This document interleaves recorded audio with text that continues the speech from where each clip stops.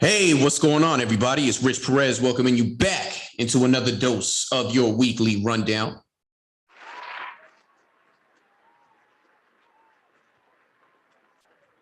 Show looks a little unconventional this week, right?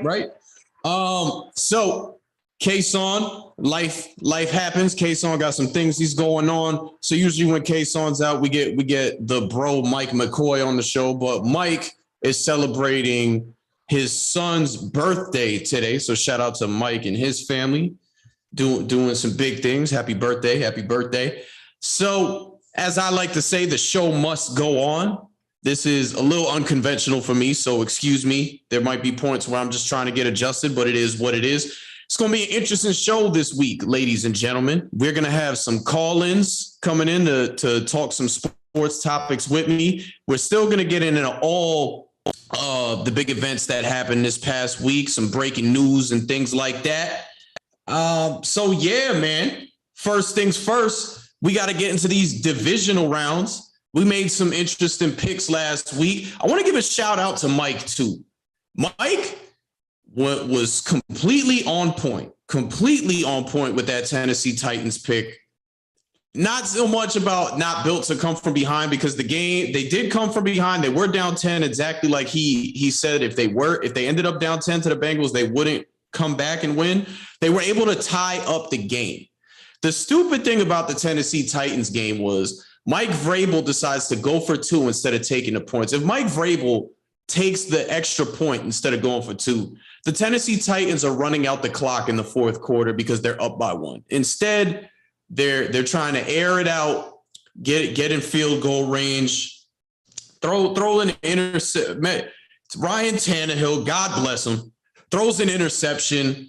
Bengals get the ball. Joey B does what he does. They win the game. So shout out to Mike on that. Shout out to Mike on the San Francisco 49ers pick. I'm going to go ham when we get into that game. The San Francisco 49ers were able to take out the Green Bay Packers. The Green Bay Packers, man, special teams, real trouble for them all year. But I'm not here to talk about special teams. I'm here to talk about Aaron Rodgers, that bad man that the guy I have this big affinity for. Pause.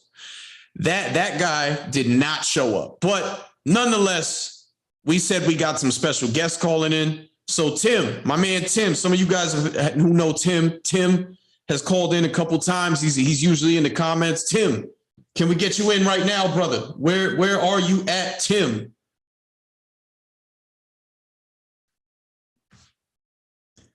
And of course, while we wait in on that, I want to thank everybody for tuning in. Tim. Yes, sir. What is going on, my man? Long time no speak. How you been? Hurting, not gonna lie. But hurting? Hurting from this last season. Between the Giants' overall season, but then also seeing the god himself, Aaron Rodgers, fall to the fumbling 49ers is still fresh, still hurts because I idolize that man. I don't idolize too many men in the NFL anymore. But other than that, I'm alive. Pretty busy with work, but I'm good. I see you out there, man. Go ahead and throw a plug on the show for yourself real quick, Tim. You deserve it. Oh, well, I appreciate that. For those who don't know, I'm a personal trainer nutritionist over at UG Fitness in Holbrook in Long Island, New York. Basically, there 6 days a week. You're welcome to come train with me, either there or anywhere else where you have a gym. You can follow my Instagram, which is now a little more simpler than what the name was before, which is WellsCare_Tales with a Z, Talez. But yeah, now I got some other work going on with my YouTube channel. Just finished building the studio.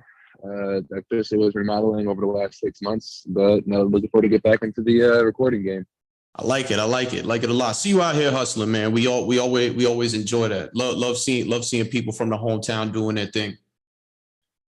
Hey, no, shout out to Kayson also. Kayson is doing some major big work. I know he's not on here right now, but he's been doing some big things, and just shout out to Big Bro from the side. People do not know how much Kayson is hustling, because no, Kayson is not on the show, but Kayson is still working on this show, even though he's not on it. So Kayson is out here doing his thing, and we love him for it. Tim, we got to recap this divisional weekend, my man. I am not going to lie. There's a couple things I want to talk to you about.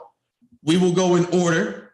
So First game of business, Bengals versus Titans. I believe my man Mike McCoy was the only one who picked the Bengals to win. I recapped that before you called in. He was spot on that one. Bengals win the game 19-16. I got to tell you, Joe Burrow is something special. People, I've this is a point I've had for a long time. I think I just heard someone kind of bring it up, but didn't actually bring up the point exactly how I brought up.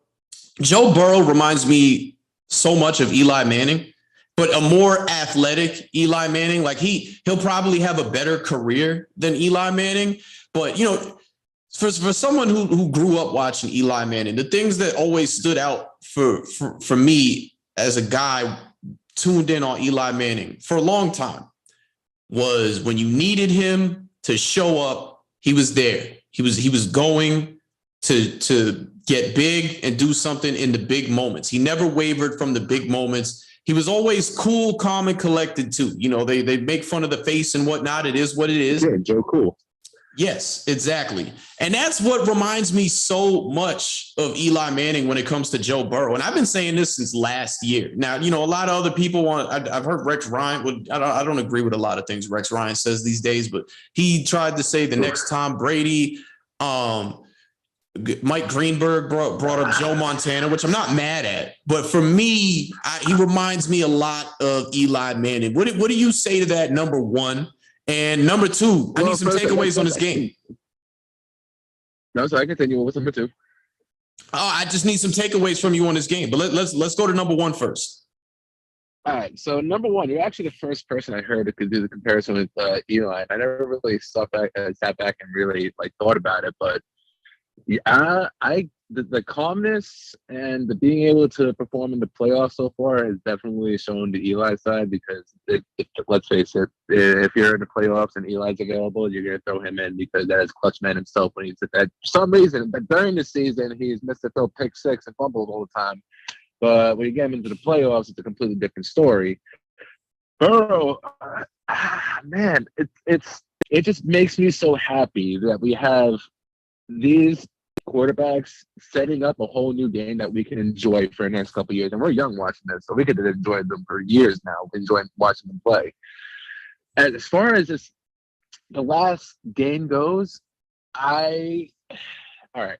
So I'm not going to say that I doubted the Bengals, but I will say that I had more hope that the Titans would pull through the dub, especially knowing that King Henry was returning, but knowing that he wasn't returning 100, 110% to himself, and also missing out on all that time to bounce back for the playoffs. And here's the one thing I've really noticed about that damn bye week. That bye week comes back to bite a lot of teams in the ass.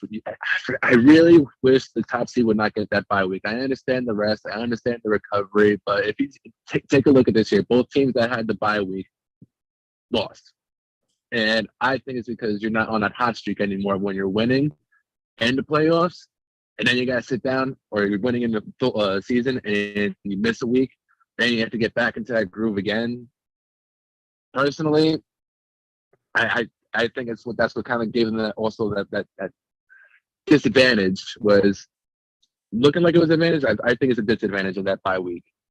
But that's game. Oh my God, I couldn't get over how the fact that the kicker, I can't forget his name. I keep forgetting his name. But he goes up right before he goes to kick the field goal. This man tells the backup quarterback, well, looks like we're going today into the championship. Kind of confidence in that. That just kind of screams, I don't know how they're going to do against the Chiefs. I would love to see the Chiefs lose, especially after my pick this season. We'll get into that one. But yeah, overall though, I'm just excited for this. This is a great matchup. I don't think people understand how important this next matchup is. It's Joe Burrow against Patrick Mahomes, and I don't think anyone understands how important this matchup is for RC, who is the real true dominant quarterback in the AFC. For sure. I definitely want to have you on here. Well, you can be on here for a little bit, Tim. So we once we recap these, we definitely got to get some picks in. I want to move over to the other game from Saturday night, and that was the San Francisco 49ers versus the Green Bay Packers, my team that I root for when my actual team is not in it, which has been a lot lately. Last 6 years. Yes. So I was on this whole tangent last week with the guys. It's like, it's the last dance. They posted the meme on the story, him and Davante Adams. He's going to win MVP this year. He's playing great. The stars are aligning. Good quarterbacks have one championship. The great ones have two. And Aaron Rodgers, he's got one, but he's great, and they didn't show up. I'm going to be honest. They did not show up. I don't want to hear everybody went straight to the special teams as soon as they lost the game. Yes, the special teams. That's like at the Dallas game. That's like saying that the loss was the final play where the QB sneak, which was a really stupid play, not taking that away. But it's like saying they're blaming it all on that also. It's like there was tons of other mistakes, especially the offense just not showing up, period. And in their climate, Aaron Rodgers has some of the best numbers in the snow. And it was snowing. God, I was sitting back. My dad's also a 49er fan. He's been a diehard 49er fan since the 60s, 70s, 80s. So he's had a pretty enjoyable time watching football his life growing up. Can't say we heard too bad either watching 2 Super Bowls, but at the same time, watching him in his face and in his reaction throughout the whole game of just seeing the 49ers get decimated by that defense and little errors, little mistakes, Jimmy G overthrowing Brandon Ayuk, and also the big thing in the beginning was the players dropping the balls, Kittle dropping the ball away in the beginning. Everything that was going against the 49ers was going against the 49ers literally until the last quarter. The 49ers finally got a little bit of luck on their side. And the special teams does, yes, come back to bite them in the ass again. But the overall score does it screams for itself. The guy has more touchdowns than punts, right? Again this year, more touchdowns than punts, if I'm not mistaken. Yep.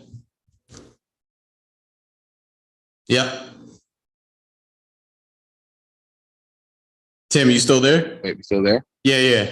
There we go. Don't know if I lost Tim for a second. Tim.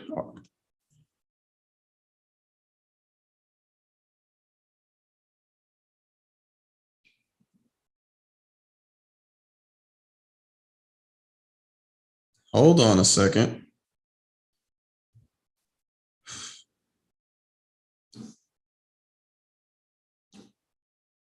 Tim, are you still there?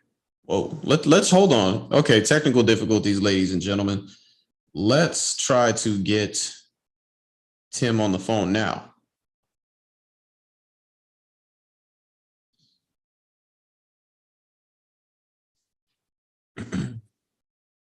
Bear with us. It's always a fun time on the rundown whenever we got something like this going on, but is what it is. Here we go, Tim. Okay, there we go. All right. Little technical difficulties, but we managed to come out of it. It's all good. They were pushing through, all good. What was the last thing that you heard? Well, I was just going to piggyback off of what you said, with the luck on their side and everything. The 49ers were lucky to only be down 7-0, what was it, to going into the half, or was it like 14? It was going into the final quarter. They didn't score a single touchdown until the blocked punt. Man, look, they were very lucky for it to even be a close game to begin with. And that's what I mean with Aaron Rodgers in this game was doing a lot of things that he just hadn't done all year. I felt like he was relying too much on Davante Adams, which is something that a guy of Aaron Rodgers' caliber you wouldn't expect to do. He elevates wide receivers, and Davante Adams arguably is the best receiver in the league. But you've got Randall Cobb there, so Lazard, Valdez Scantling. Yeah. Like, there were so many things he could have did that he just, he faltered. He faltered. So here are my 2 points on this game. Number, he faltered. Yes, special teams was a thing, but Aaron Rodgers faltered. And now the conversation shifts. A conversation that we probably should have had a long time ago, but have never had, shifts to as great. He's like Peyton Manning. He's all-time great in the regular season. And postseason just can't seem to get over the hump. One-time champion. Mm-hmm. See, you said something real quick, just to backtrack, that something he hasn't done all season long. But he's done something where he's done consecutively the last 3 years in the playoffs, which was the man chokes. I don't understand what happens. He just completely loses whatever X factor that he has when it's the regular season. I have a hard time understanding that it's that much of a, like, I understand the pressure is different. Like, you lose this game, you go home. But if he says he treats it as another game, I don't see how, like, it's just, I stepped back and I just couldn't believe what I was watching after the third quarter. That the fact that they didn't have 21 on the board yet. And their primetime weather, where Aaron Rodgers thrives, the best numbers in the snow, and he's talking all that smack on Pat McAfee's show. That we're training in a mild, warm 26-degree weather, and then just to talk all this hype to have a performance like that. I don't know. You can't blame that on David Bakhtiari not being there, because the man hasn't been there the entire season. You can't blame that on anything else other than Aaron Rodgers just not having that key X factor in the playoffs. Yeah, 100%. I see my man Mike McCoy coming in, who's also a San Francisco 49ers. I'm not saying they won off of luck. I don't think either of us are saying that they won off of luck. What I am saying is they were lucky for it to be that close of a game. There were a lot of things going on in this game where, on the 49ers side, the 49ers were doing a lot of bad things early on in this game, for most of the game. Dropping the ball. On offense. Debo, they dropped the ball. But they handle the cold weather. I got to get into this with you, man. So we said what we said on the Green Bay front. Aaron Rodgers definitely shrunk big time in this game, and he's got to answer for this whenever he's ready to answer for it. He'll answer when he's in Denver. That is the new thing. They did just hire his offensive coordinator to be the new head coach over there. So that has been a huge topic of discussion today. I want to go back to the 49ers side, man. This has been a conversation.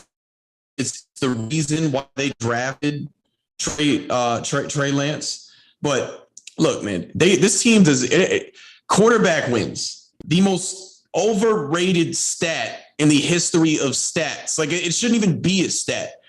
This team does not win because of Jimmy Garoppolo. This team wins in spite of Jimmy Garoppolo. Jimmy Garoppolo has never done a bunch of great things. One of the reasons why Jimmy Garoppolo and pretty much every quarterback who's played under Belichick in New England has been successful is because they just stick to the game plan over there. We're gonna check down. We're gonna run the ball. We're not asking you to do too much. I was just watching Man in the Arena the other night when Tom Brady had the season-ending surgery, and they still went to the playoffs with Matt Castle. The team almost went to the playoffs.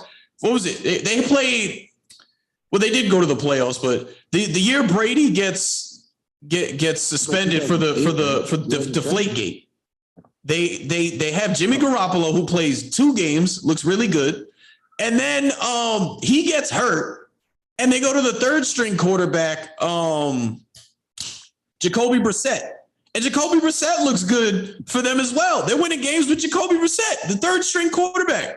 And then he gets hurt. They almost went to Julian Edelman.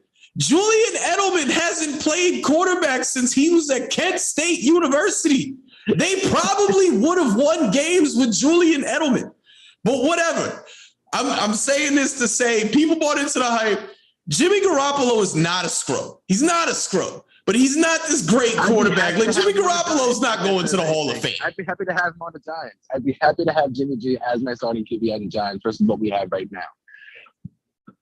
But that being said, the defense is what's truly winning that team. That, and then you got freak athletes like Deebo Samuel. Deebo Samuel's a wide receiver who is putting yards up, rushing yards. Because Mostert got hurt week 1. He needed a speedy running back to complement Mitchell, and nobody played at the position. I don't think anybody played the position better than Deebo Samuel this year. He is so fast. He's so elusive because he's so small. He's like, they used him so finessely that teams can't understand what he's going to do next. They don't know if he's going to get the quick flip and throw the ball down the field. They don't know if he gets the ball, if he's actually going to run. There's just so many things. He's slowly becoming a overall Swiss Army knife that you cannot predict what they're going to do next on that team. Deebo Samuel. That's what they need more of. Deebo Samuel was about to start playing some quarterback snaps out here. Look, all right. So Mike is still in here. So shout out to Mike.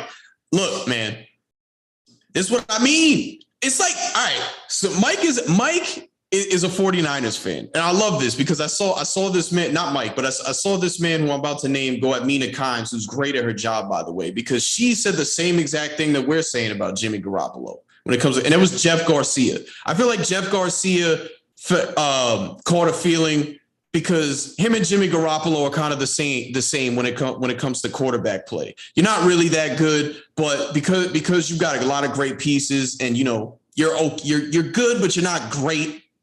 The team wins. You know, I'm going to tell you, this is exact. I want to get back to this. Why did they draft Trey Lance? Because they know two things. Injury prone, number one, is Jimmy Garoppolo. And number two, they don't trust him to get it done. They don't trust Jimmy Garoppolo to put the game on his shoulders. That was the reason that when they went to the Super Bowl a couple of years ago, they did not have him throw the ball a lot that postseason. Super Bowl, they were winning against the Kansas City Chiefs late in the game. Need him to go make a play. Yeah, 10 minutes left in the fourth quarter. Need him to go make a play. What does he do? Interception. Throws an interception, turns the ball over. Chiefs make the comeback. They win it. And it's the whole reason why they drafted Trey Lance and quite possibly why Trey Lance will be quarterbacking for this team next season. So I'm not saying he's bad. And they very well might go back to the Super Bowl with him at quarterback. But this team does not win because of Jimmy Garoppolo. And there's too many evidence to go out and inside the 30. Well, look at also the Cowboys game 2 weeks back. By the way, Tim, the Cowboys are never going to live that. They're going to live that down. Like I felt like every game I watched when one of those like the Rams game, which we'll get into in a little bit, that there was a couple games I watched this weekend where I go on Twitter and all I see is everybody referencing the Cowboys with the snap. I love it. I'm laughing just because I literally just saw a meme right before I called him before the Dak Prescott tweeting from the couch about the last play. And that was I'm sorry. There's one game that's just on my mind that I am still just so excited about, and excitement was just the game overall. The Bills and Chiefs game. I don't want to go to that one yet, Tim. Tim, we got to end with that one now. That because we got to end with the best. Okay. All right. Do you have anything closing on this 49ers Packers? Any closing comments? So the closing statement is that I really do believe that one, Aaron Rodgers is not going to be either in the NFL or he's not going to be a Packer this season coming up. Neither will Devontae Adams, and I do believe that the 49ers, Kyle Shanahan is undefeated against the Rams, and he was also undefeated against Aaron Rodgers in the playoffs. With that being said, somehow in some way, I really do feel the 49ers are going to beat the Rams. I don't know how, but also with the way how some points in the game, how sloppy sloppy football can be played by Matthew Stafford. As much as a great quarterback as he can be, sometimes he makes the wrong reads and he throws a pick or two. And with this 49er defense, that's really something you can't afford to make. Those are mistakes you can't afford to make. And he's going to be consistently under pressure with that pass rush. If they're all healthy and everything is good to go, I really do see. I actually 5 weeks ago I would have never guessed it, but I really could see the 49ers winning this game. But I'm also wouldn't be surprised if the Rams blow them out. Well, let's go ahead and get into this 49ers Rams game.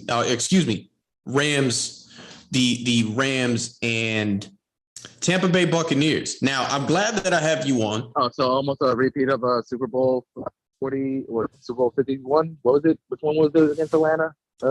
Something like that. Something like that. It's basically an exact repeat. It was like I was watching.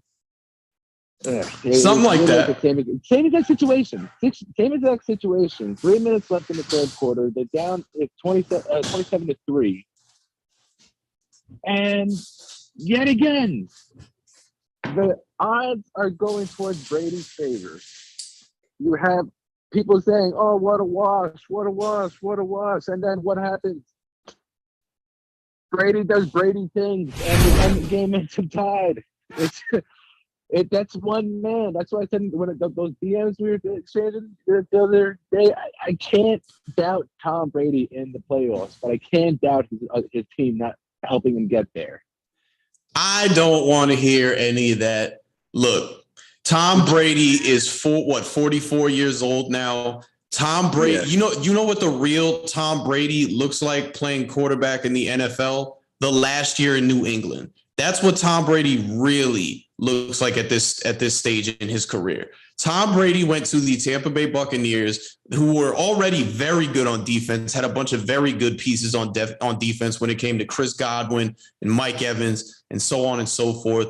Then he comes in, gets Rob Gronkowski to retire, brings him in, gets Antonio Brown to come in on the team, add Shady McCoy to that team. They had a very good defense, add more pieces to a very good offensive line.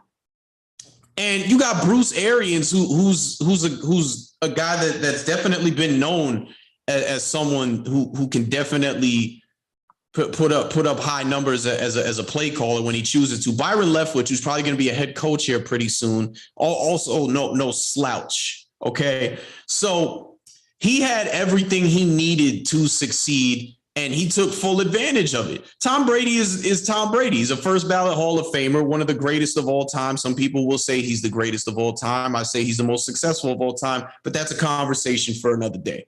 Here's the truth. Matthew Stafford. That's going to be a part of.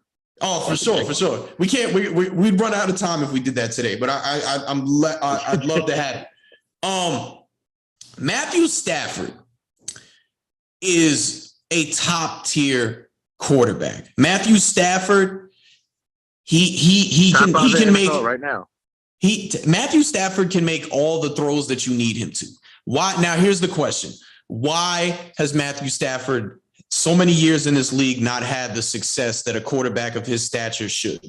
He played for the Detroit Lions. He had this man. Nobody has ever had it worse than Matthew Stafford. No offensive line, barely has time to throw. The only weapon he's ever had was Megatron, and that only lasted so long. They didn't even have that much time together. Seasons, I think it is 7 seasons. No run game, no defense. But at one time, I think they've been in the playoffs once. I don't know what you would expect from Matthew Stafford under these circumstances. Nobody's winning in those circumstances. But if you sit down and dissect what Matthew Stafford was coming out of college, and even certain plays in the NFL, you knew if he was in the right situation, he would have success. Now, fast forward to this game. They went out and put the pedal to the metal, did what they had to do. They were spanking him. I said, this is over, to the point where I had to go take a shower because I had some things to go do after the game. So I go take a shower. My lovely girlfriend starts banging on the door, telling me what's going on. It's going crazy. But mind you, I did say that if there's anybody that's going to come back from this deficit, it's Tom Brady. And I believe at one point it was when they scored a touchdown, but they were still down big. I was like, the fact that they scored that touchdown, I would not be shocked at all if this ends up being a close game. So I come back with about 2-3 minutes left, and it is nuts. The ending of this game was insane. It was insane. How does the game end? They think they're going to overtime. Tom Brady ties up the game. They think they're going to overtime. And Matthew Stafford had his playoff moment. Two bombs to Cooper Kupp to win the game. And that is why they mortgaged their future to get rid of Jared Goff and bring him over there. Exactly. Jared Goff did nothing but really hold that team back. If you take a look at what that team was last year versus what it is this year, it's a completely different energy, but it's also a completely different team overall offensively. Like, it's the most dominant wide receiver this season. It was Cooper Kupp's numbers every game. And not even just on fantasy. He was almost guaranteeing you 30 points on your team every single game. Didn't matter how many touchdowns he had, but all it mattered was that he had 200 yards, 115 yards one game, 150 yards another game. The man was so consecutive, so consistent with being able to get open. The chemistry between those two, I would not be surprised that if they don't win it this year, but they run it back next year. Look, Cooper Kupp, I don't know who's ready to hear this. I know the MVP is usually a quarterback's award. Cooper Kupp should be in the MVP conversation for what he was doing, for what he was able to do this year. Absolutely. So that's number one. Now I'm going to take it a step further. I don't want to go too deep dive in because I'm going to save this for when we make our championship picks. But Odell Beckham has developed a rapport with Matthew Stafford. Matthew Stafford is the best quarterback that Odell Beckham has played with in his career. I don't want to hear any more OBJ slander. I don't want to. Tim, are you ready for this? I don't want to hear. He was never the issue. Tim, are you ready? Are you ready for this? Anyone says. Are you ready for this? He was never gone. He never fell off. You know what OBJ in Cleveland reminded me of? Randy Moss in Oakland. That's what OBJ reminded me of. He dealt with some injuries. Damn, that's accurate. Bad quarterback play. They did not put him in any positions to do what he does. A smart team would have went and got him, but they let him pass through waivers, and he made a business decision to sign with the Rams. He could have went with the Packers and what you would think would be a logical choice, chase a championship with the receiving core that they have over there, and then Aaron Rodgers. Receiver core alone. I heard that Devontae Adams and OBJ on that. Like, I was salivating at that. It would have been insane, but kudos to him. He made a smart decision, which could be a long-term decision, because in the end, he's going to get paid handsomely this offseason, number one. But the Rams can afford to bring him back. This was a chance for him to develop a chemistry with a new team that he could potentially return to after this season's over. So, I was salty after he was able to get his first playoff victory, because I'm like, damn, why couldn't you do that for us? He's over here balling in the playoffs. I wish you would have did that for us. Yeah. Dropped him into the end zone at Green Bay. What the hell? That's one game where where was that, Odell? Where, huh? Yeah. But I will never forget that pain. Never. That's how I feel for the Packers. Never. But he's looking like what he's supposed to look like. So kudos to him. And the Rams are on full throttle. This is why I picked them to win this game, because they did what they did to Tampa in the regular season, and we talked about this last week. They're a better team now than what they were when they beat them during the season. Tom Brady. How do you beat Tom Brady? Every time Tom Brady's lost is because you were able to touch him, and he was coming into the game and kill the clock. Yes, that is also true. But he was coming into the game with a depleted offensive line. Guys were either playing hurt or they were out. And then on the other side, staring him down is Von Miller and Aaron Donald. It just wasn't gonna work out well there, which is why I picked it. And one of the reasons why I got some push-ups from Tim after the game. Yeah, so that was man. I was so ready for you to drop down and do 20 on live today. Like, watching that game and watching that comeback, I'm thinking in my mind, oh man, I can't wait to watch these push-ups. And then I just see Matt Stafford throw 2 bombs, and then I'm immediately thinking, damn, I got 20 to do.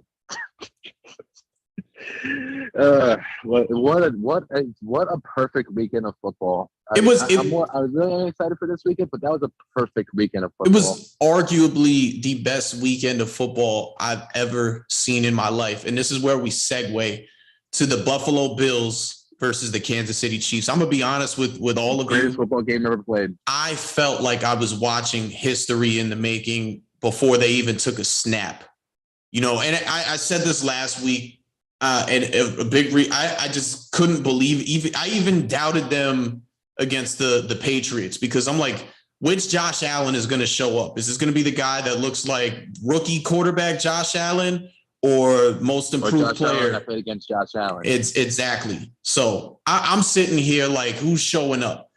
And I did pick against the Buffalo Bills, but man, was that something to watch. My heart honestly broke for the Buffalo Bills at the end. Absolutely. Like seeing that still image of Josh Allen just sitting there on the bench. And man, my heart broke so hard for him. But it's cool though, because we can actually say we're watching like a Peyton Manning, Tom Brady type rivalry here in the making in these playoffs. I mean, because even when they played each other last year, it was definitely fun. This year it was just down to the wire. Like, they were putting up crazy offensive numbers with like a minute left in the fourth quarter. You know, when you hear these stories about, you know, the improvised play from Kelsey and Mahomes at the end, like, you gotta kill, but you do have to kill the Buffalo Bills defense. You're one of the top ranked defenses in the league. 13 seconds left in the game, and it's Patrick Mahomes. I get it, but man, that's gotta suck. They scored more points in the last 2 minutes of the game than the 49ers and the Packers did in the whole entire game. Like, watching that game, the first I was watching it upstairs in the living room, and then here I am, Josh Allen throws that 4th touchdown to Davis. I'm thinking, oh, that's it. You know, there's no way. They like that. Thank you, Bills. New York's finally going to a good. New York is finally, listen, they're still in New York. They're the only team that actually plays in New York. They're not New Jersey. They actually play in New York. But that being said, I walk down the stairs and I go open up my phone to the Yahoo Sports app where you can watch games free. And I'm in disbelief of what I'm seeing. I'm seeing Patrick Mahomes march down the field. I am seeing him get to halfway down the field with 13 seconds left. I don't want to hear anyone ever say 13 seconds isn't long enough for anything. The man was able to get down the field in perfect field goal range. Butker, I honestly thought he was going to miss it. Didn't he miss a field goal in that game, or didn't he miss like an extra point earlier in the game? Might have. So I had some doubts that he was going to make it, but man, and now the whole controversy. The Chiefs ended up actually being on the better half of the overtime rules versus, you know, a couple of years ago when they played the Patriots in the playoffs. And the same thing happened to them, but Patriots ended up winning because they marched down the field. But now the Chiefs were on the other end of that. And now you try to bring up changing the overtime rules to Chiefs fans, and Chiefs fans don't want to do it. Well, look, it's crazy because when that happened to the Chiefs, they did propose a rule change, and, you know, things didn't work out. Now, I'm gonna tell you this: I was actually they got shut down by the Bills. Yeah, look at that. Look at that. No karma, huh? Or if not karma, but full circle stuff, huh? Yeah, you see the way it falls into place. Everything's little by little. You don't realize it, but every little action, there's something there at the end. Can't beat it. I was actually a guy that was on board with changing the rules.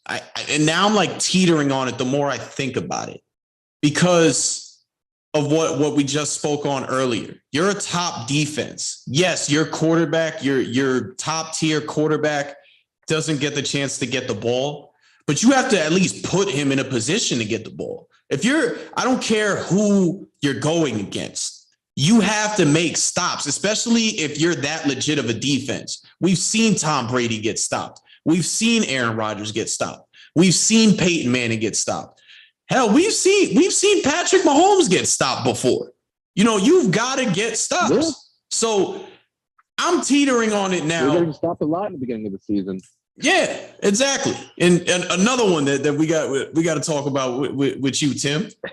But I digress. I'm not going to do that to you today. I digress. No. It's okay. We'll talk about that in a few. It's all good. I just feel like if you're a top tier defense, step up to the plate. So the rules need changing, maybe, but if you got to do what you got to do to win the game, this is a multiple phases game. So that's kind of where I'm at with it these days. So I actually would like the rule to change because I wouldn't have mind watching a whole other quarter of that kind of. That would have been fun again. I wouldn't have mind at all whatsoever, just because it was such excitement. I was literally at the edge of my chair watching that game, watching the live. I couldn't believe how fast everything was going and how many points were being put up at that rate. Also, Davis is a very quiet man throughout the whole season. Not too quiet, but a fairly quiet compared to 4 touchdowns in one game. Like you couldn't have performed even better. Shout out Joe Shane. Scout dude did tremendous scouting on that player to draft him where he drafted him.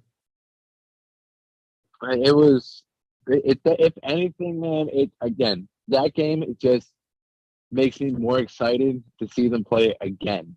Like it's like that feeling of watching the Rams and Chiefs game a couple of years back when it was 50 points each and they played. Was the idea of that could be our Super Bowl also. People forget that could be our Super Bowl, Rams and Chiefs. Remember that game a couple of years ago? That was fun. Monday night on ESPN, and I was savoring at that possibly being our Super Bowl. A lot of things could have changed in the way that things are now. Might not be what they are today if we got Rams Chiefs in that Super Bowl. Can change. Yeah, but who's to say Jared Goff? Who's to say Jared Goff isn't still a Ram if they're playing the Chiefs? Maybe the Rams win the Super Bowl against the Chiefs. Who instead of getting completely embarrassed against the New England Patriots in a not so fun game. But the most boring Super Bowl. I actually completely forgot about that Super Bowl. I'm not gonna lie. I completely forgot about that one. I remember being so bored watching it. Yeah, it is what it is, man. Let's get into some picks. Let's get into some picks. So let's start in the AFC because I feel like the NFC is the more sexier game. Let's start in the AFC. The Cincinnati Bengals against the Kansas City Chiefs. I'm gonna lay it out up front for you. I think the Kansas City Chiefs are gonna win. But if you think for 1 second that the Kansas City Chiefs are gonna blow out the Bengals, I got news for you. It's not gonna happen. The Kansas City Chiefs have a good defense. They don't have this all-time great defense or anything like that. And Joe Burrow has already showed you that he can still get to work even without an offensive line. That's the reason that they have no sacked 9 times in a damn playoff game and the man still wins. That reminded me a lot of Eli Manning in the NFC Championship against the San Francisco 49ers. But again, another Eli comp. And Patrick Willis drilled him down to the ground and literally almost took off his shoulder. Shout out Eli, man. So I'm picking the Kansas City Chiefs to win this game. But I think it's going to be a close one. And if I'm not mistaken, they played each other this season. And, the Bengals, didn't the Bengals beat them or no? Am I wrong on that? All right. So, yeah, here's how I'm going to segue into this.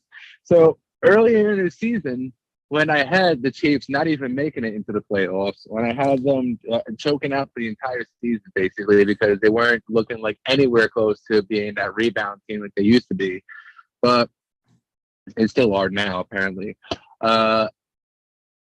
I'm gonna agree with you with the Chiefs, but I'm not by much though, because I'm gonna say it's gonna be probably one of the closest games of this weekend. It's going to be the closer game of the weekend. I don't think the 49ers and Rams is going to be too close of a game. I do feel that this is going to be a real neck and neck, not to the point of how Chiefs and Bills were, but it's going to be a very good game because that defense in the Bengals is finally like starting to look like something sharp.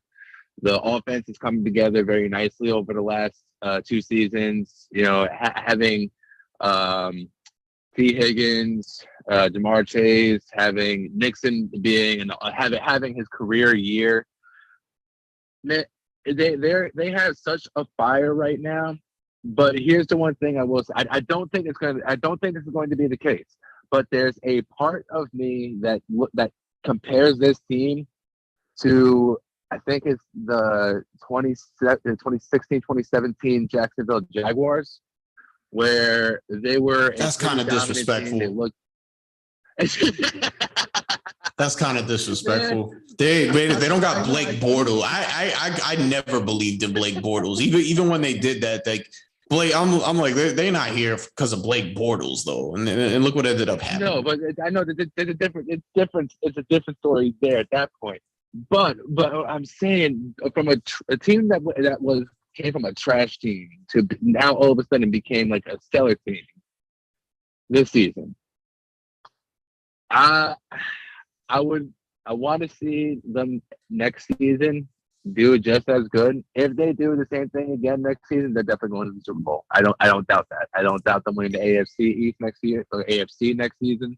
I don't doubt them winning it all next season.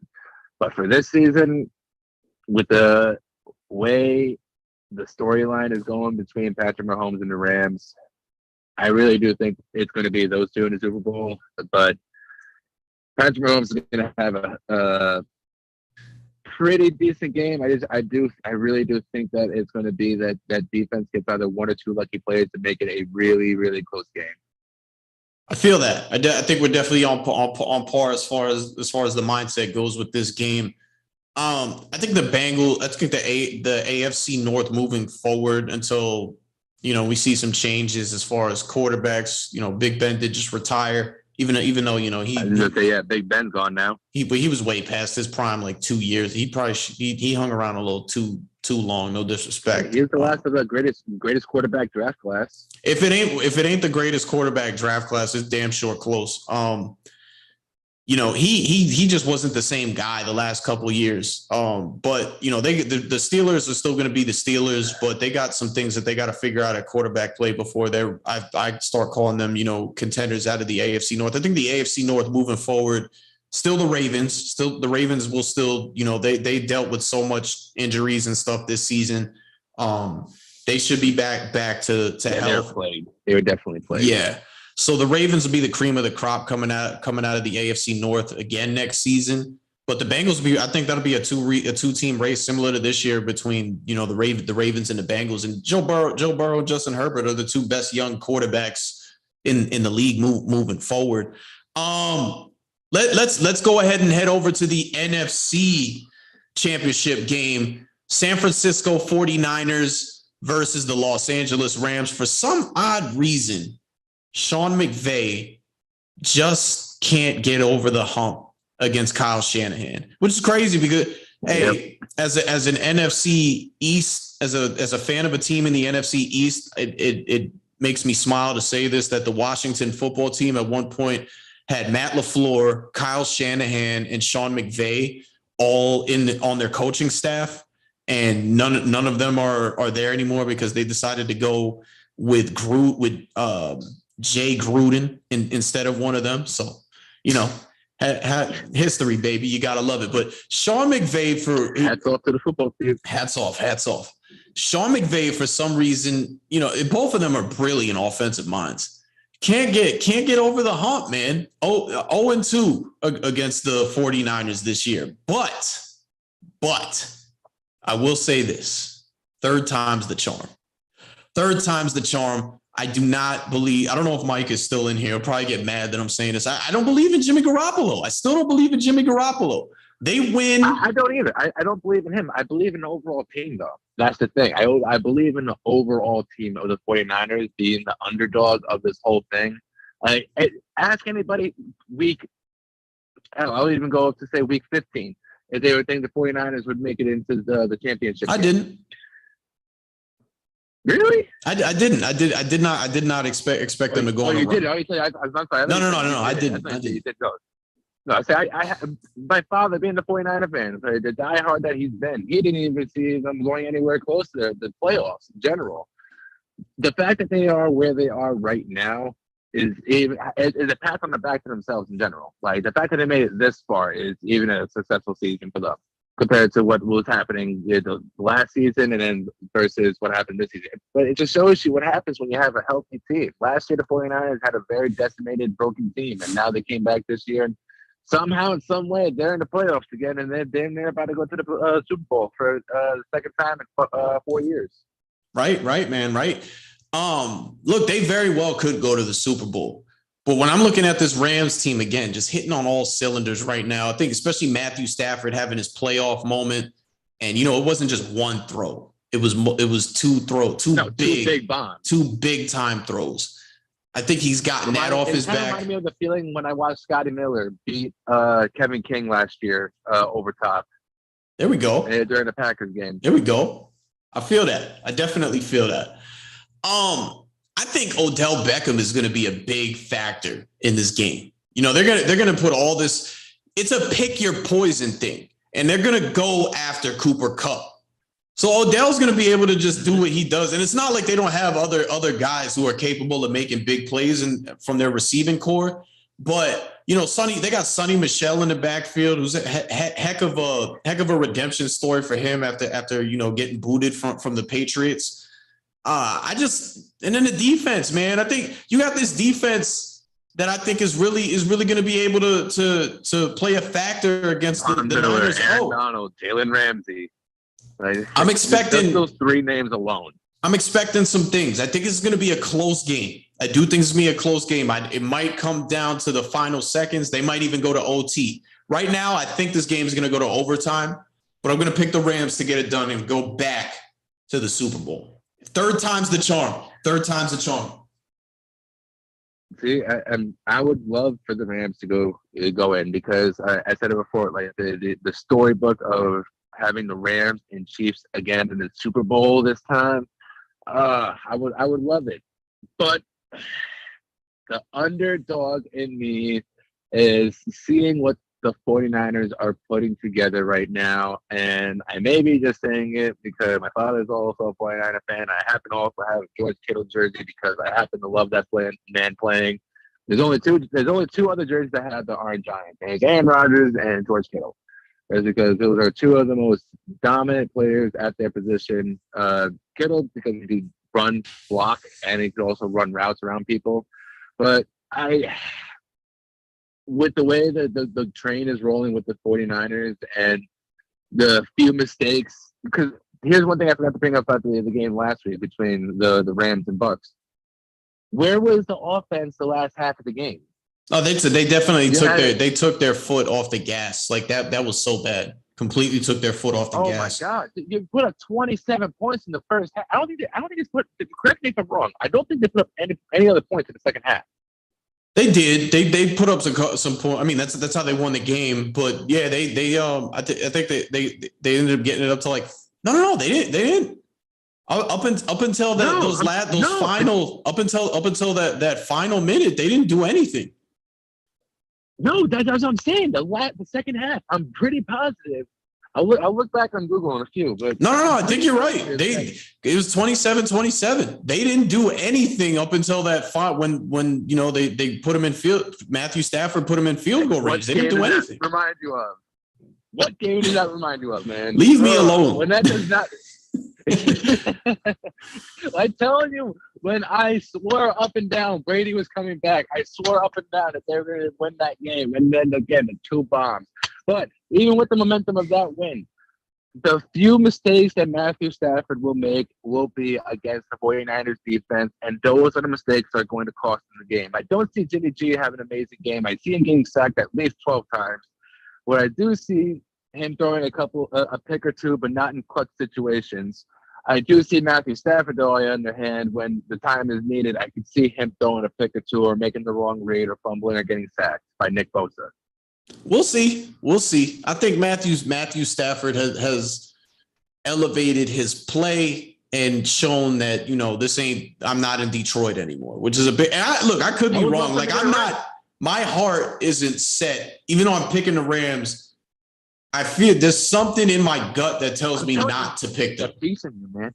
There's a piece. I'm telling you, man. It's there's a little bit of your gut feeling, and it's not wrong. It's the same gut feeling that I'm having literally right now, that it's going to be a very close game, but I really don't see the Rams winning this one between Kyle Shanahan having McVay's number, and then also just the pure aggressiveness of that 49ers defense. It's going to be very, very, very fun to watch. But if the 49ers win, I can't say that it's something that I'll be surprised about, because, again, it reminds me a lot of the Tampa Bay run last year. They were the underdog throughout the whole entire time. They weren't expected to win these games, but yet Tom Brady comes in to beat Drew Brees. He comes in to beat Aaron Rodgers, and he comes in to ultimately beat Patrick Mahomes. Like, look at who the 49ers have beat in the last few weeks. They beat the Cowboys, who were projected to play in the Super Bowl. I'm gonna be honest with you, though. I had. Come on, it's the Cowboys. This ain't even the Giants fan in me speaking. Like, the definition, that's a real thing. What can go wrong will go wrong. That really is a real thing, and I'm so happy they're bringing Mike McCarthy back. But again, don't want to get off. I just saw that thing. I just saw the notification thing on my phone that they did. So I am a little happy because now I get to see another season of pain. But it's great. It's great. But I had the 49ers beating the Cowboys. Like, I did have them going to the divisional round. I'm not gonna lie, I didn't. I had the Cowboys winning that game. I didn't have the Cowboys going all the way into the Super Bowl. I told you I think it was like week 4, week 5, the last time I called in. I said it was going to be Bills and Packers, and it was going to look. And it looked that way literally throughout this whole season up until last week. What can you do? Quick side plug also. Francis Ngannou. I know we're switching topics to UFC real quick. Just wanted to say that I never done nothing I never expected outside of this weekend of sports. Francis Ngannou going 5 rounds and actually taking down Cyril Gane. Hey, man, that was championship caliber performance. Like, seriously, Absolutely. I had John Jones next.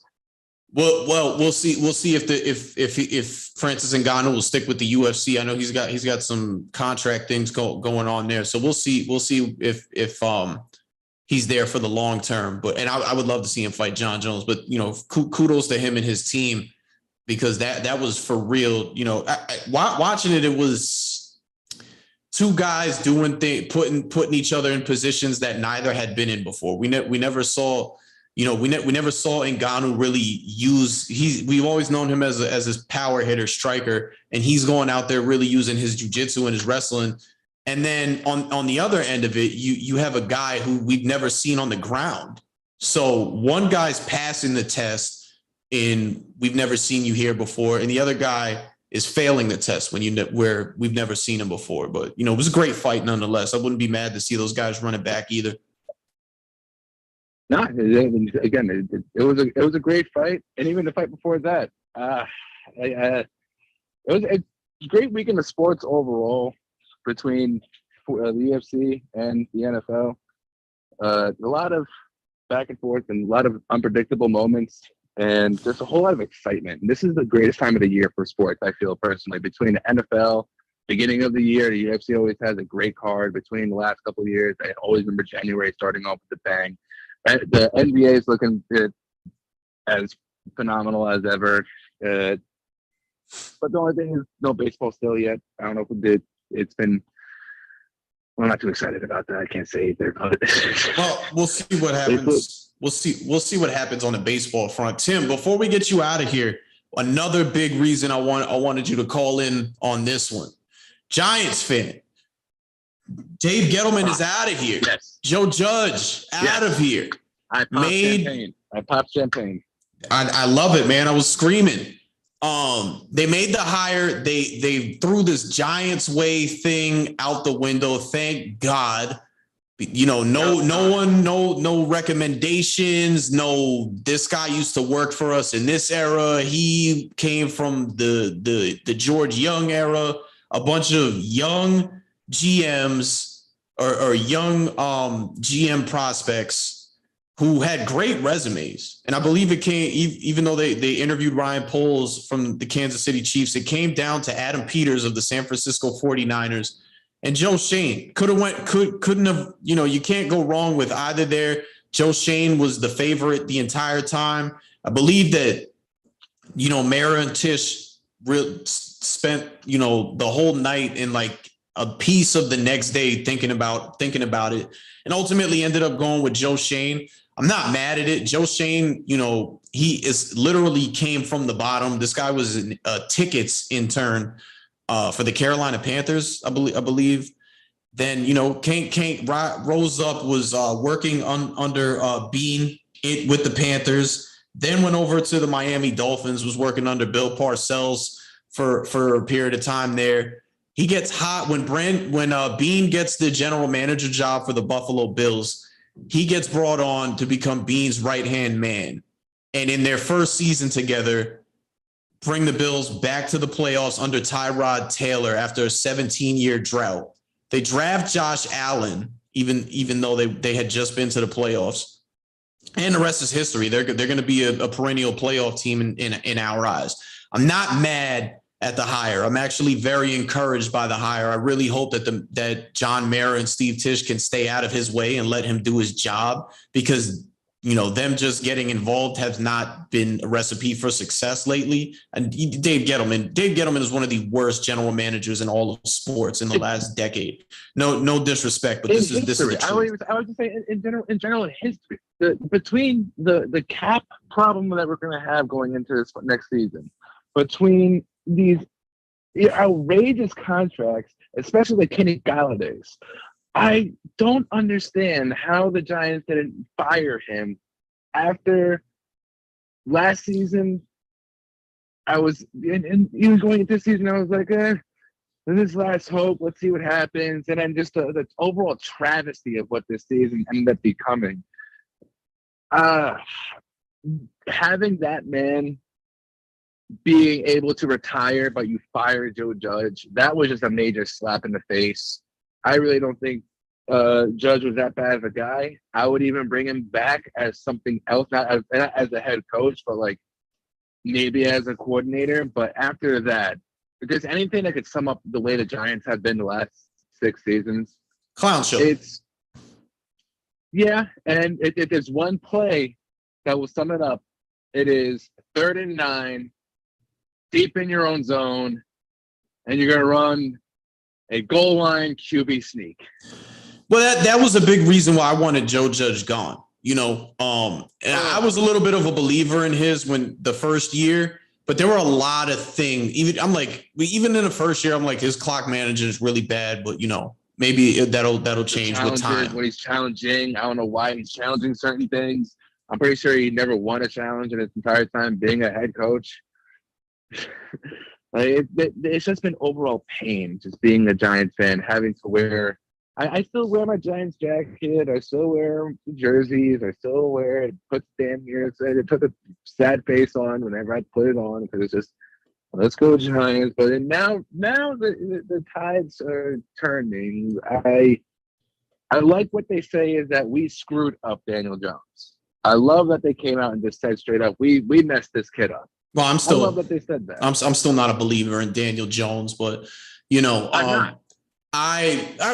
Tim, we had the conversation on Daniel Jones on like a chat, like some weeks back, where I was just like, he is who he is. He's not bad, but he's not great. He's good. He's good enough. He's like a Marcus Mariota or a Mitch Trubisky.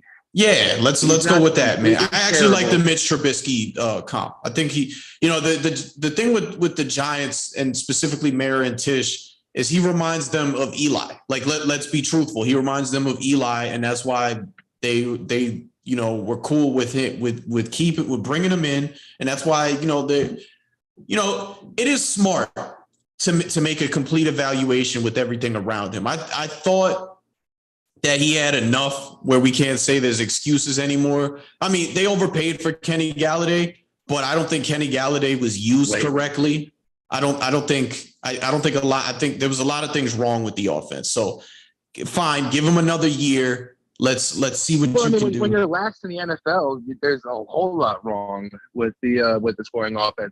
When the Jacksonville Jaguars are scoring more points than us at the end of the season, there's a serious problem because this Giants is a historic franchise. We got four Super Bowls or 5 Super Bowls? 4 Super Bowls, right? Yeah, 4. 5 Super Bowl appearances, but I always like to say the 1 and 2 that was at 2000.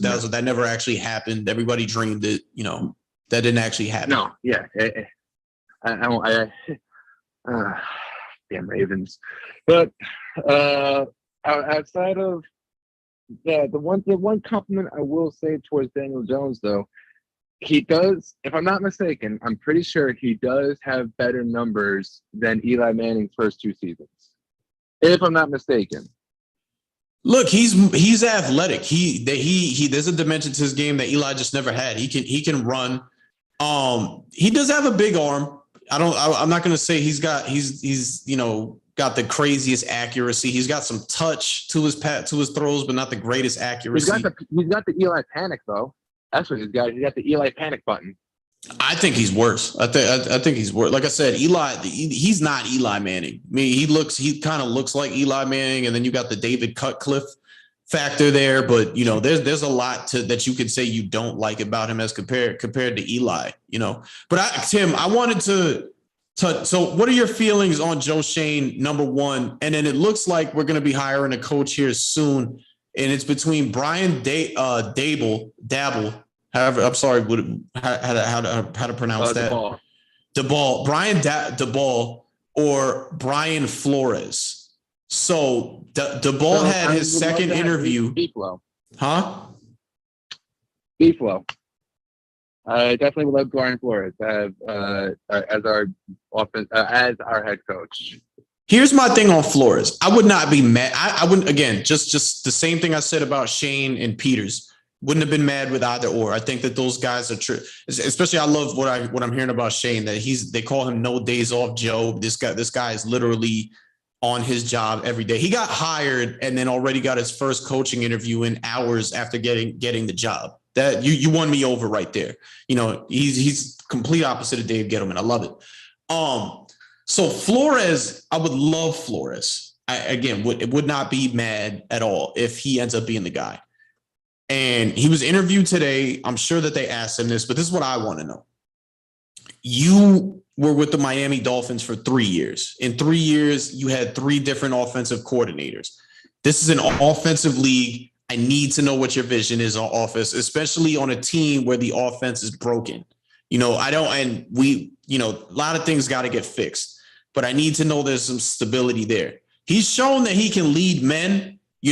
He's had a winning record in the last 2 seasons.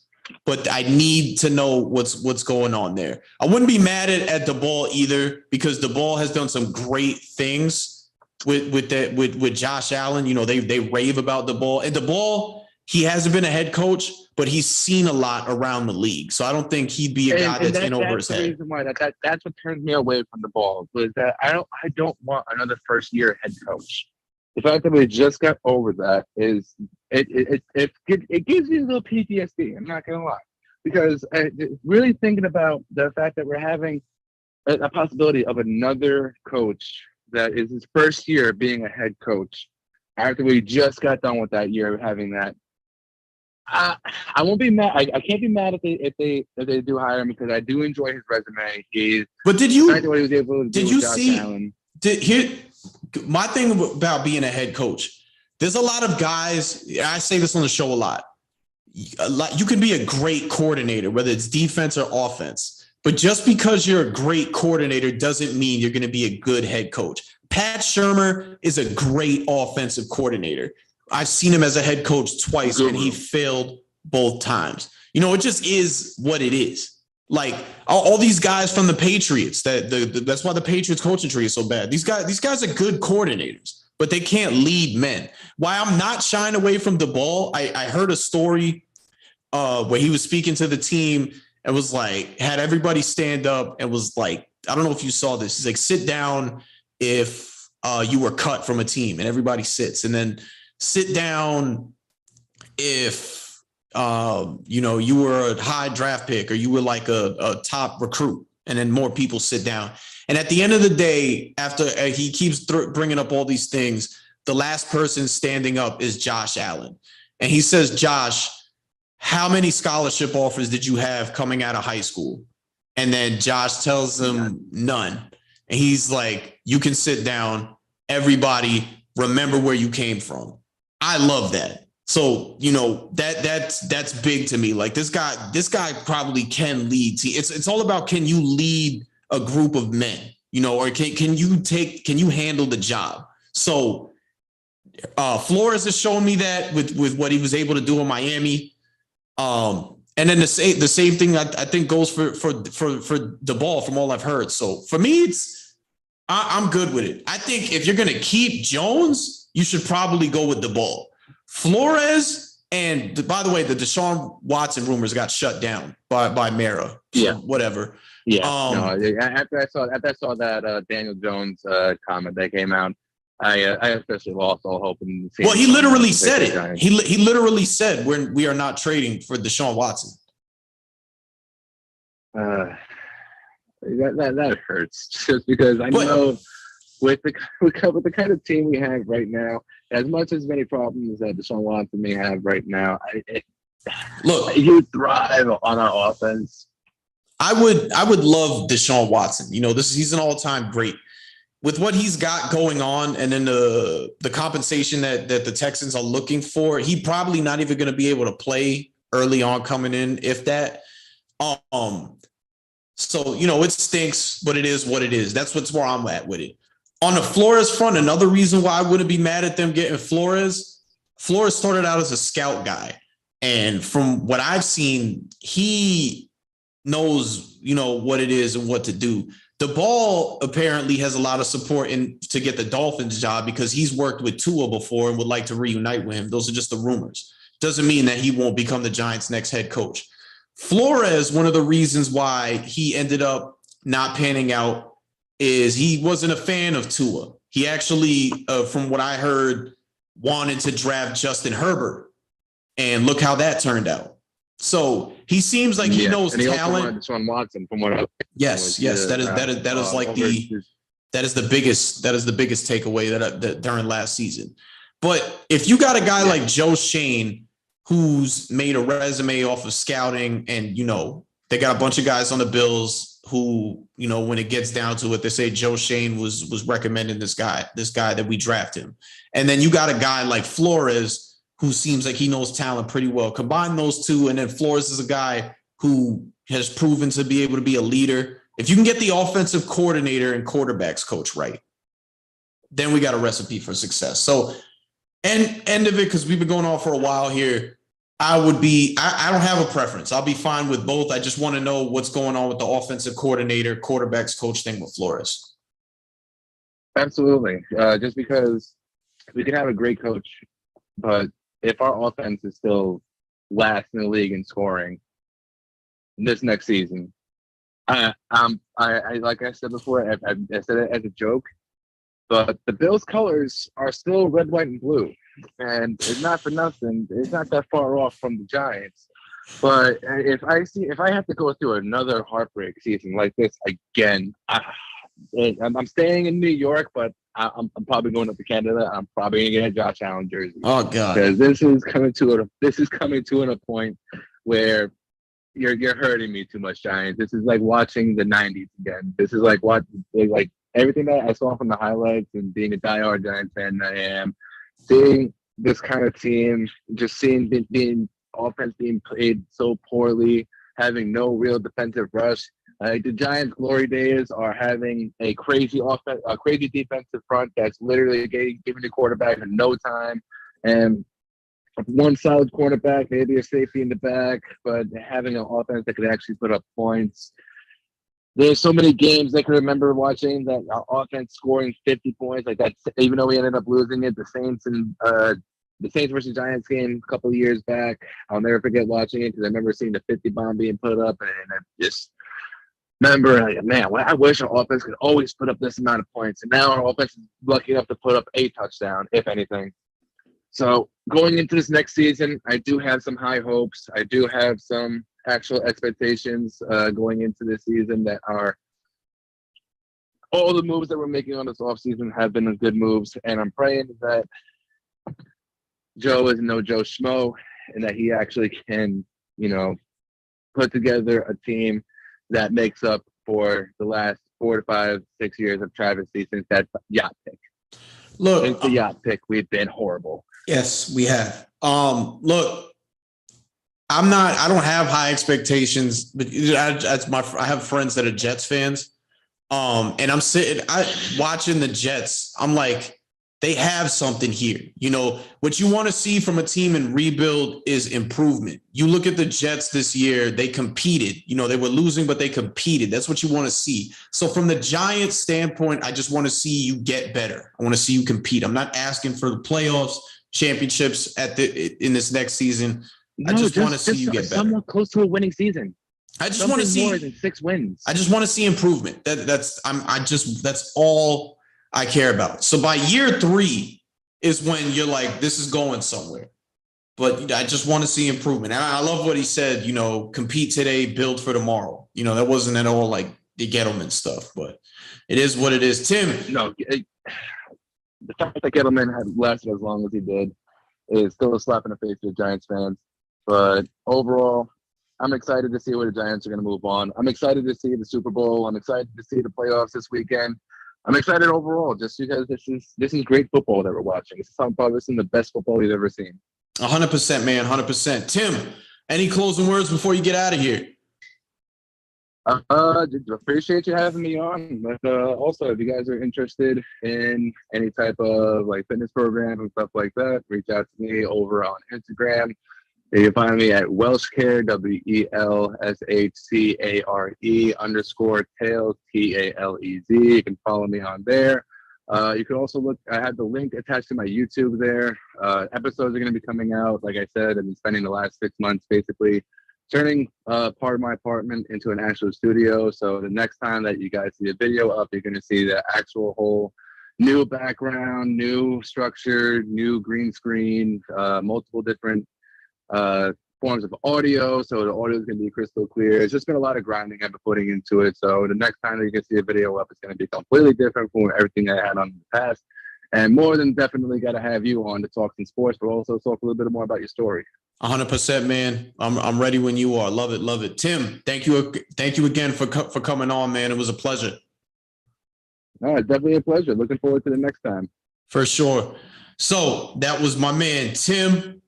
And definitely enjoyed what he definitely brought on that football segment. Let's move on here, ladies and gentlemen.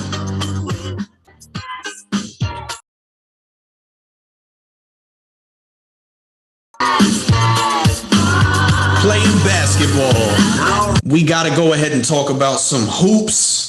And who better to do some hoops talk with than somebody you guys might not know. Maybe you do. My man Mosby. You guys heard of my man Shad. He came on, super Knicks fan. Mosby is definitely a huge Knicks fan, but definitely a guy who you'd love to pick his brain when it comes to talking about hoops. So on the hoops docket today, we got to talk about some Knicks. I definitely want to get into the Lakers, and right on time. We got my man Mosby joining in on the show. Mosby, how's it going?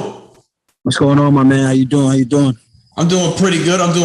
Still been in Florida a couple years. Still got that New York accent. I love it. And you know what it is. You gotta stay true to the roots. For sure, man. So I started off saying we gotta talk some New York Knicks. It's crazy. I've been wanting to get into some New York Knicks talk for the last 2-3 weeks, but we've been getting so wrapped up in football that we just go over with the time. But who better to have on to talk some New York Knicks than you? I got to bring up some things to you before I give you the floor, though. I'm disgruntled. We can start. I know. I see you every day. I see you every day on the Twitter feed. Y'all got to follow Mosby. It's a great follow. I got to bring some things up to you before I give you the floor. All right. So I've been saying since last year that I had trouble believing that Julius Randle was going to be a part of the long-term future of the New York Knicks. I feel like a lot of Knicks fans kind of drank the Kool-Aid and thought he was better than he was based on the season he had last year. I think Julius Randle is a very good player in this league. I don't think he's ever been or going to be a number one option on a contending team. You know, I liked him. I thought he was good with the Lakers, you know, for what they were. I thought he was good with the Pelicans and that short stint he had there. RJ Barrett is quickly becoming the face of the league. I think everybody that listens to this show knows what I think of RJ Barrett at this point, especially with that whole draft at this point. And I tweeted it the other day yesterday, and I have to bring it up now to you. The more RJ Barrett ascends, the more expendable Julius Randle becomes. Absolutely. I believe that. I'm on that sentiment. Where are you at with things? I mean, you drafted Obi Toppin because you didn't believe in Julius Randle, but then he has this breakout year. And I tweeted it the other day. You know, where are you? Can you hear me? Man, more technical difficulties in the building. It is what it is. Let's see if we can get him back in. See if we can get him back in on the check. In Mosby, we got you back on. We good? I got you. All right. I think I lost you for a second, but I'm back. All right. So RJ, go. No. You got it. RJ is definitely ascending, and he's becoming a better player. Like, you can see the progression. You know, from year one, you saw his struggles from Duke. Year two, he progressed a little bit more. He's getting more comfortable in the offense. He's showing out on defense. His defense is probably becoming a really stellar option. Like, watching him get up and down the floor, being in the right place defensively. And you know what? His shot is starting to come alive. It's definitely a work in progress, but Randle looks disconnected. I'm not sure what Randle's true issue is, but I said this to the guys in the Knicks chat we got, but if Randle misses his first 4 or 5 shots, or he doesn't make majority of those first 4 or 5 shots, he's completely disconnected and does not want to be out on the floor. So that's an issue. You know, I've been saying for a long time, I think Randle needs to get the Kemba treatment and just be sat down for 2 weeks and not even touch the floor. You know what I mean? Yeah, I'm with you on that 100%. My problem with Randle is if that happens to him, he's not Kemba. Like, I think that will become a whole big thing where I don't think he could handle it the way Kemba handled it, you know. And I'm starting to kind of believe that there's a little jealousy there of, you know, RJ Barrett becoming this better player, and you know the tides are turning in the Knicks organization where you're not the number. Pretty soon here, you're not going to be the number one option. So I think the more, and then they're not even making him available for the media anymore. Like, he's already showing he can't handle New York, which is a big thing. New York is not an easy, you know, market to play in. You gotta be able to handle that. That's one of the biggest. That's why one of the biggest things where I'm like, RJ's gonna be successful here because he completely embraced it from day one. Like, he knows what comes with being a New York Knick. So exactly. Julius Randle's not showing that. You know, I gotta agree with what Jeff Van Gundy said on the broadcast the other night. You know, this starting lineup just, you know, they don't fit. They don't fit. They're absolutely disgusting. Van Gundy was giving them bars all night last night. That game was terrible from beginning to end. Fournier is getting ran in circles around by Duncan Robinson all game long. He doesn't fight over the screen. He'll go under, and now Duncan has enough room to just pop the three in your face all game long. You know what I'm saying? Even Randle was disconnected last night. PJ Tucker had 20 points. Okay, that's an issue. There's no reason why PJ Tucker should have 20 points in the game. He hit 2 corner threes early in that game last night, and from there I could tell that the Knicks were not going to do anything. You know what I mean? I think Tibbs is a big downfall as well to this team because he doesn't want to make any changes. He'd rather sit and watch Fournier just getting cardio. He'd rather watch Randall be disgruntled and just make bad basketball plays. You know, Randall doesn't always look for the best option. He wants the ball in his hands. He wants to run the offense, which if you were being productive, you could run the offense. But you're shooting like, what did he shoot last night? I want to say he shot like 5 of 18 or something like that, somewhere in that range for 11 points. That's terrible. You know what I'm saying? I want to say the game before last, he had 18 points, and you're not producing. You're making it a lot harder for everyone else. You have the young guys, they come off the bench, and the young guys, they get you back into these games. And as soon as, you think, okay, maybe we have some momentum, they put all the starters back in, and the team completely falls off. And that can't happen. Yeah, it can't happen at all. That's the other thing too. Like when they first went on that jump a year ago, I started comparing it to the Nets situation where I'm like, I feel like there's a lot of guys here, Tibbs included, that are going to build this thing up, but not be around to see the success. And Tibbs is a great coach. I don't want to take anything away from Tibbs. He's a great coach, but there's always a but. He wears on guys. Number one, I don't care what anybody says. He's got to take some fault for Derrick Rose's injuries when he was in Chicago. And then he's not the greatest in-game decision maker. He is not the greatest. No. That was with Chicago. That was in Minnesota, and it's definitely shown. Coordinator. That's what the Knicks need. They need someone that's just going to handle offensive plays and let Tibbs do the defense. I'm on board with that 100%. I just think, so like I see that, now he's like in love with the kid Quentin Grimes. Like he's very happy playing that kid, which Quentin Grimes has shown some stuff. But that kid's a stud. He is a stud. But here's the problem. There's only enough minutes to go around. You just traded for Cam Reddish. Where does Cam Reddish wanted to come? Not that he wanted to come to the New York Knicks, but he wanted out of Atlanta for a bigger role. You can't really give Cam Reddish a bigger role with the guys you have in the starting lineup right now and then the other guys in the rotation. Somebody's got to come out of there. It's Fournier, honestly. It's Fournier. It's either Fournier or Burks. They're definitely got to be out of the rotation. Burks has had 3 terrible consecutive weeks. You know what I'm saying? He has not shot the ball well. And I want to say the guy's name is I Hate Sean on Twitter. Big Knicks fan. He has a big Knicks following. He said it perfectly. Alec Burks is not Stephen Curry. You know what I'm saying? Stephen Curry could have continuous bad games, but at the end of the day, you're going to give him some leeway because it's Stephen Curry. You know what I mean? He's going to get out of this funk, and he'll put up 35. He'll put up 40, 10 threes in a night. You know what I'm saying? He'll figure it out.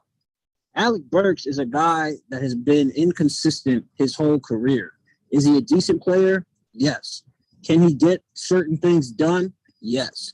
But for him to be your go-to option off the bench when he's completely cold all the time, it is not working. Fournier needs to be taken off of this starting lineup as soon as possible. He's costing the Knicks games. He's giving up points. He's not making baskets. It's not working. He needs to be on the bench. He needs to come off the bench with Burks, or there has to be some kind of – Tibbs has to do some kind of maneuvering. You know what I mean? Kemba's not really working. Yes, Kemba's had some good stretches here and there. He had that stretch, a very bad stretch in the beginning where he was sat down for like 15 games or so. But, the Knicks players, what I've realized, especially RJ has played better without Kemba on the court. The ball seems to move a little bit better. I think Quickly needs to be inserted into the starting lineup as well. I think Quickly gives some kind of energy. Only problem with that is that the bench is going to suffer. So it's kind of cutting off your nose to spite your face at this point, and there has to be some kind of moves made. You know what I mean? I agree that moves have to be made. It's interesting you say that about Quickly. Quickly one of the things that worked for the Knicks last year was quickly coming off the bench with Derrick Rose and sharing those ball handling responsibilities, coming off the bench. That's one of the things that I feel like they've gotten away from, partly due to some injuries, but I don't know. I think like these are all formulas. Like if you put things in certain spots, they work. But if some pieces aren't interchangeable. You know what I mean? I like Quickly as a player too, but I'm just kind of wondering. I don't know if I want him in the starting line. Like, I don't know if Quickly in the starting lineup helps the Knicks. I feel like him coming off the bench is a better fit, if that makes sense. No, I get what you're saying. I mean, at this point, you just got to see what's going to work because what we have going on right now doesn't work. You know what I'm saying? The starting five comes out so, like, slow out the gate. It's horrible. So maybe – Well, I was going to say this. And I love Kemba. I love the homecoming story. I still think Kenny Smith said it best when he was talking about Kemba with his situation with Tibbs. You got a Ferrari, but don't know how to drive it. Not saying Kemba's literally Ferrari, but you got a nice sports car and you don't know what to do with it. That's kind of the situation here. I remember when I went back to New York and was watching some games with Rashad and, Kemba's going off. I'm like, I would be staring Tibbs down every bucket I make. Like Kemba can still play. Kemba can still play.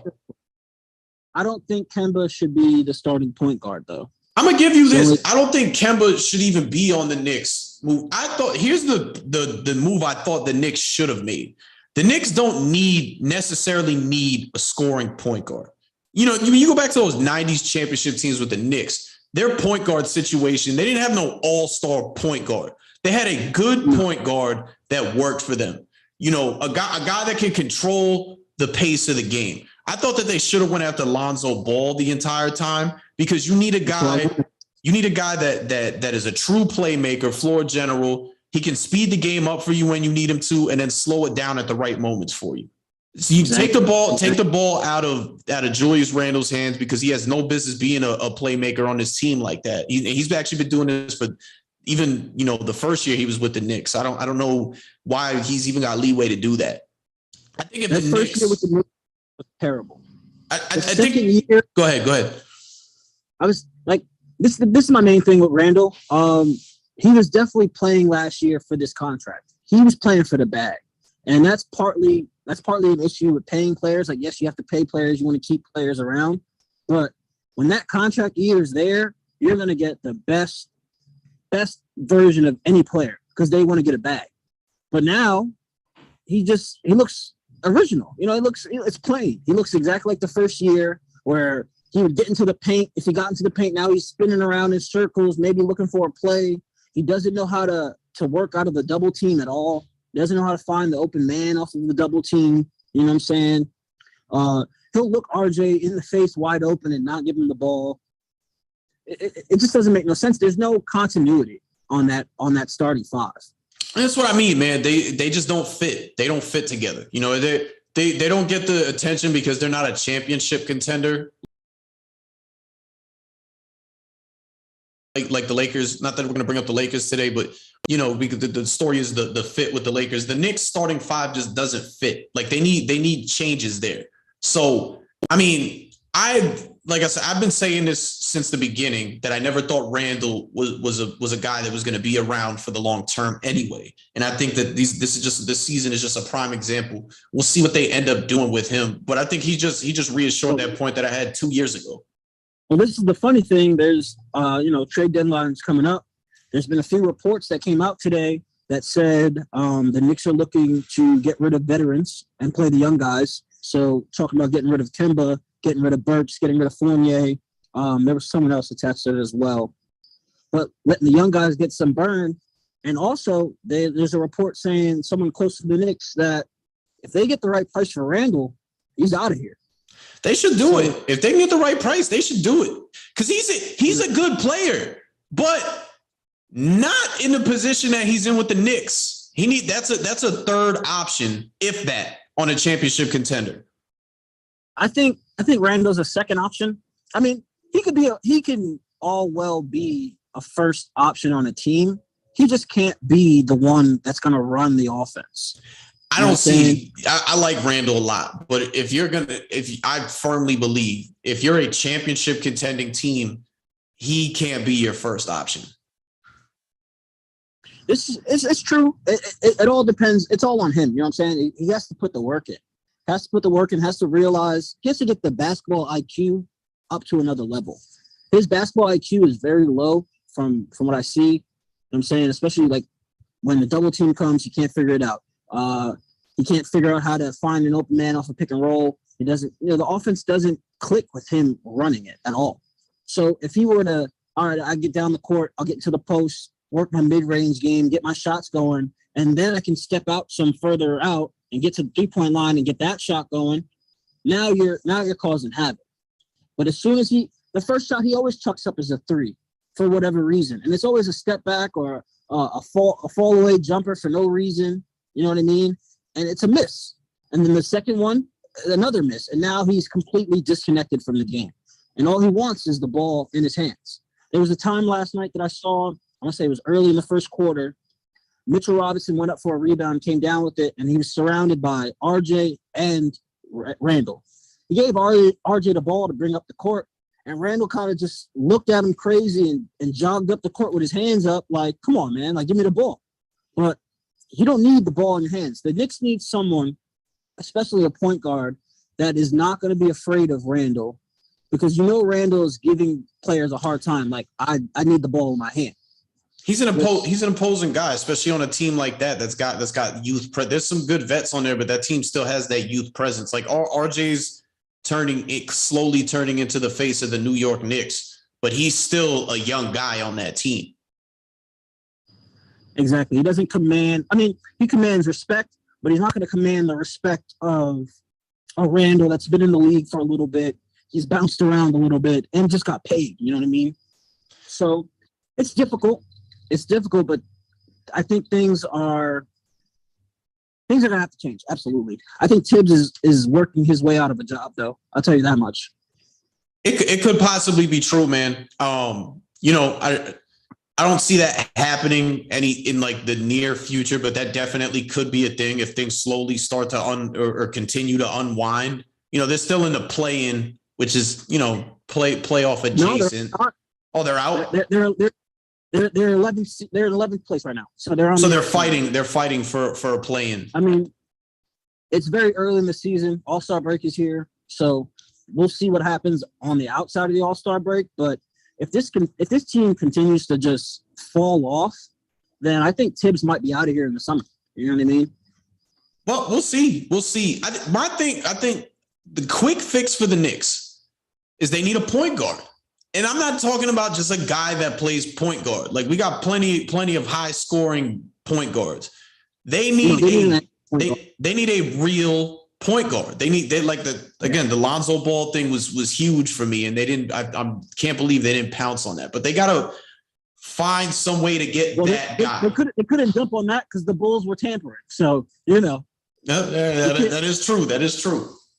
I wanted Lonzo Ball from the jump. I was one of the first people, like, mid-season, screaming Lonzo Ball's name. I was on the Zoe to New York movement. You know what I mean? Yeah. Very early. That's who I wanted. Like you said, he can run the floor. He knows how to run the fast break. He knows how to slow the game down and make the right pass or make the right decision. He's not a bad scorer, and he's not a bad shooter from three. When he's on, he's on. He's not his young brother. No, he's not Melo. No. Melo is something out of this world.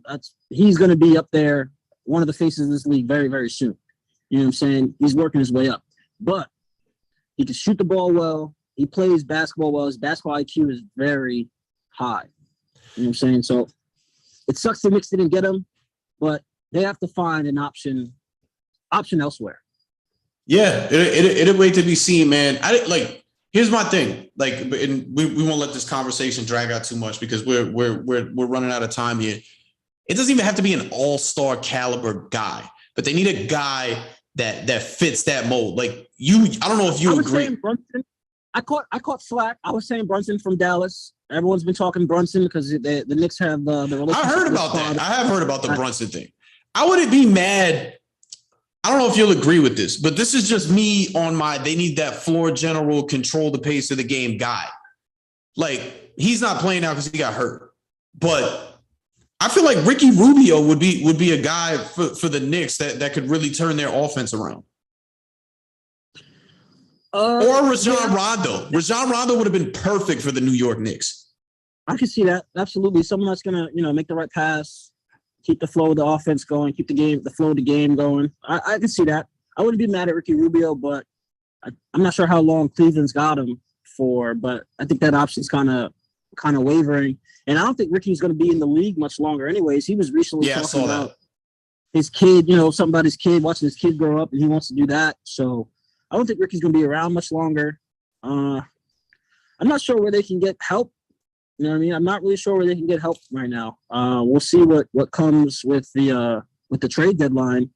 I know I saw some reports. I saw some people talking about maybe going after John Wall. You know what I'm saying? Because John Wall's in a bad situation. His contract's a bad situation in itself. So maybe the Rockets are willing to give up a little bit more and take some less, just for taking on John Wall contract.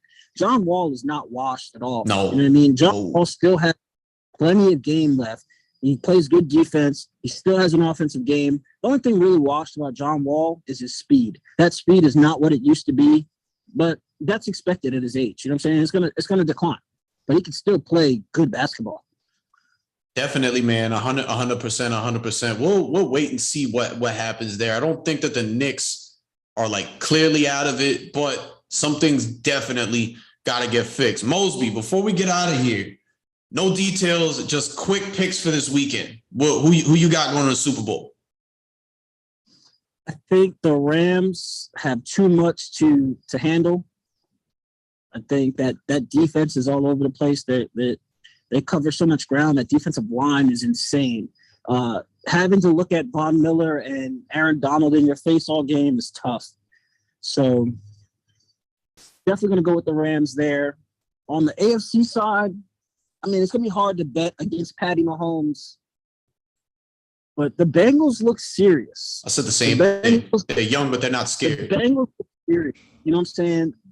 Joe Burrow is a man. You know what I mean? That guy, you got to give it up to Joe Burrow, because for him to go into Tennessee and get sacked 9 times the way he did and still come out with a victory, you got to give it up for that guy. But I think I'm going to go with the Chiefs back in the Super Bowl again. Chiefs, Rams in L.A. That's my picks. All right. I think we're on the same page, man. I got a little small gut feeling that the Rams are going to lose to the San Francisco 49ers, but I'm saying third time's a charm. I got the Rams going back too. Mosby, want to thank you for coming in again, man. Can't believe it's the first time we're doing this. Yeah, man. Definitely.